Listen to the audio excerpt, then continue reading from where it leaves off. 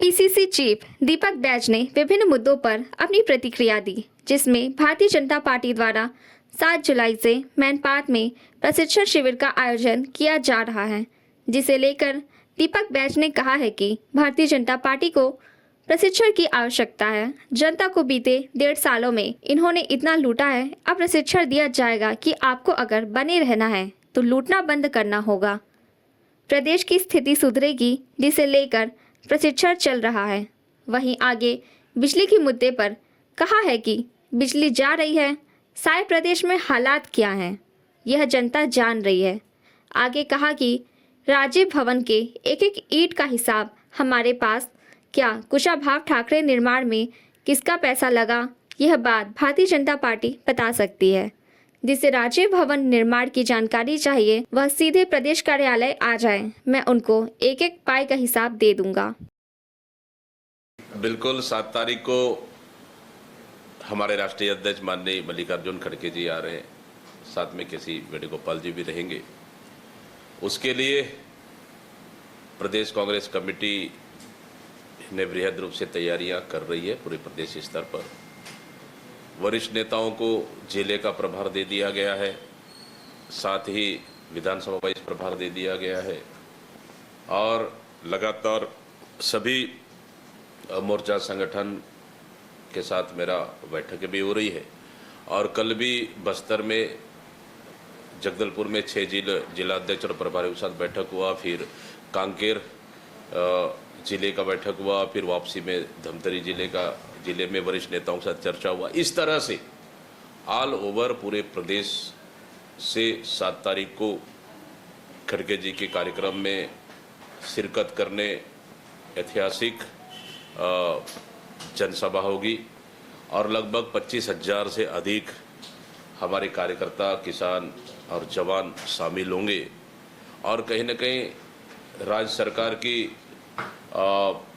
विफलताओं को लेकर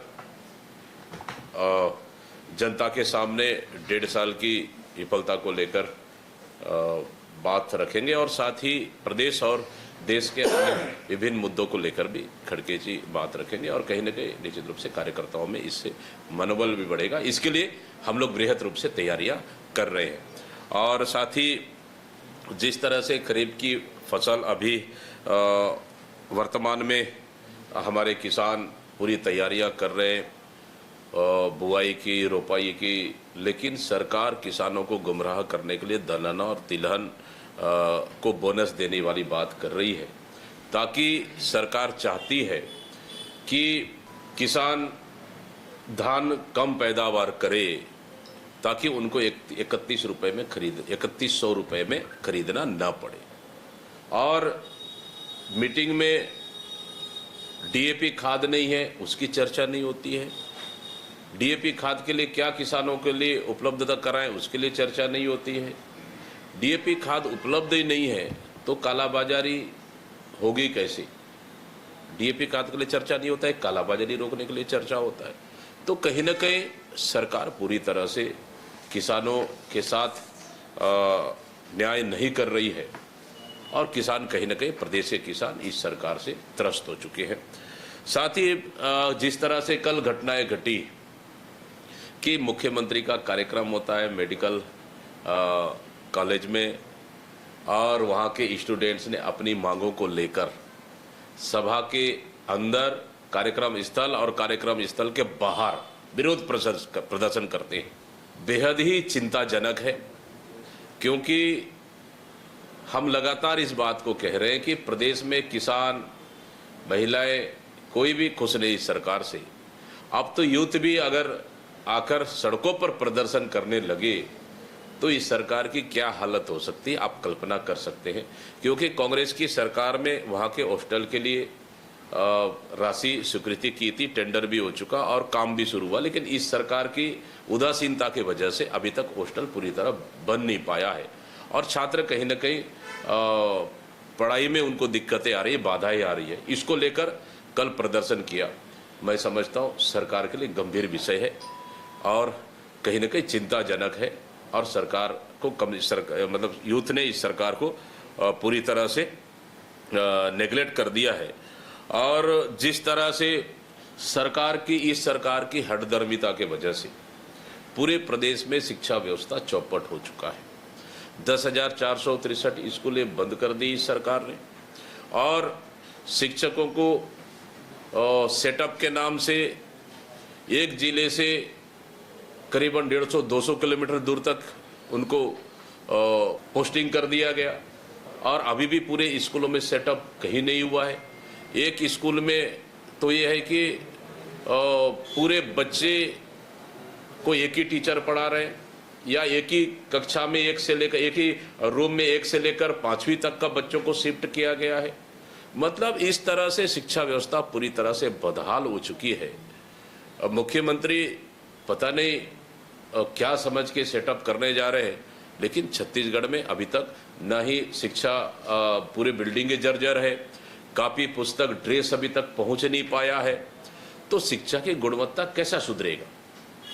मतलब खुद के शिक्षा विभाग भी खुद के पास है और मुख्यमंत्री जी शिक्षा विभाग में पूरी तरह से भर्रा सही चल रहा है।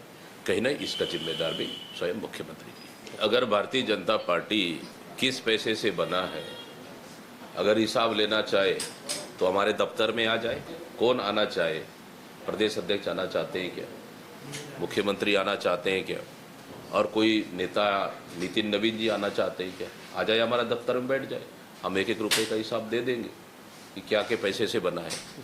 लेकिन कुशाभाऊ ठाकरे क्या धान बेच के बनाए हैं क्या?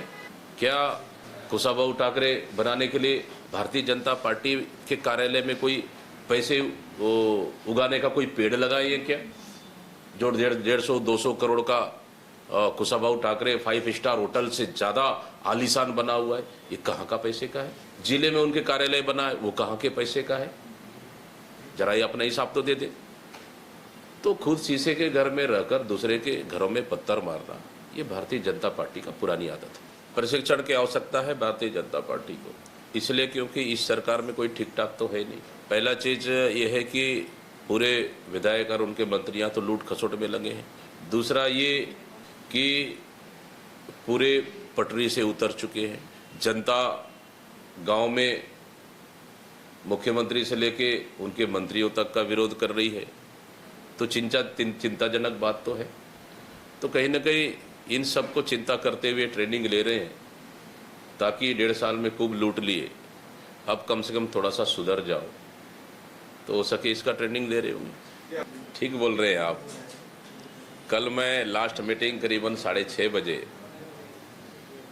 हमारा राजीव भवन कार्यालय धमतरी में शहर मुख्यालय में, जिला मुख्यालय में हम लोग बैठक ले रहे थे, तो वहाँ 2 से 3 बार बिजली बंद हो गया और हम लोग तो टार्च जलाकर हम लोगों ने बैठकें शुरू की। मतलब धमतरी जैसे ऑन रोड और जिला मुख्यालय शहर में अगर बिजली व्यवस्था ये हालत है, फिर गांव का और प्रदेश के बाकी हिस्से गांव का क्या हालत हो सकता है, आप समझ सकते हैं। मतलब बिजली व्यवस्था पूरी तरह से चौपट हो चुकी है।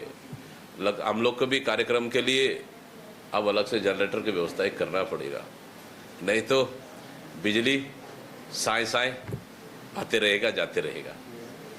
इसलिए बिजली व्यवस्था पूरी तरह से चौपट हो चुकी है प्रदेश में। देखिए, जिस तरह से छत्तीसगढ़ प्रदेश में विपक्षी और कांग्रेस विधायकों के खिलाफ जिस तरह से FIR सरकार कर रही है, मैं समझता हूँ कि एक जनप्रतिनिधि के लिए और लोकतंत्र के लिए इससे बड़ा खतरा कुछ हो नहीं सकता है। और दूसरी चीज, सरकार को कहीं ना कहीं डर है। बालेश्वर साहू के ऊपर FIR हुआ,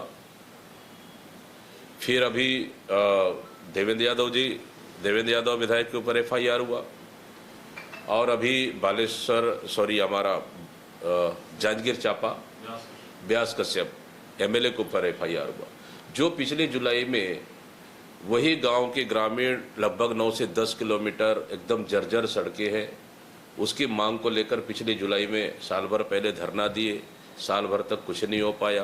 ग्रामीण वहां पे चक्का जाम कर दिए सड़क को। अगर समर्थन देने क्षेत्र के विधायक अगर उनके साथ जाते हैं तो क्या गलत है?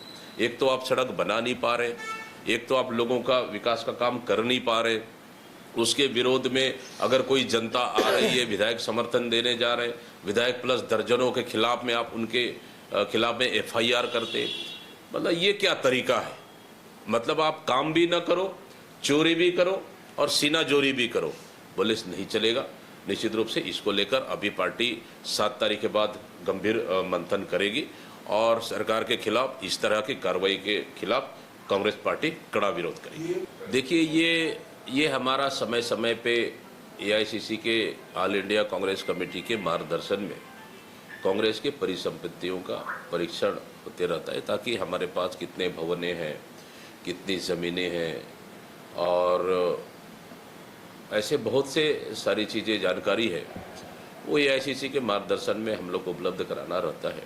ये पूरे देश के लिए है और हमारे यहाँ भी प्रदेश में अभी इनकी हम लोग की बैठकें हो चुकी है और जानकारियाँ दे दिए हैं और हमारे जो प्रभारी है कुंभलकर जी वो कुछ जिलों का दौरा भी कर रहे हैं, देख भी रहे, तो अच्छा इस बहाने रिकॉर्ड भी अपडेट होगा और इस बहाने बहुत सारी चीज़ें ये है कि जो कुछ कमियां है वो भी क्लियर हो जाएगा।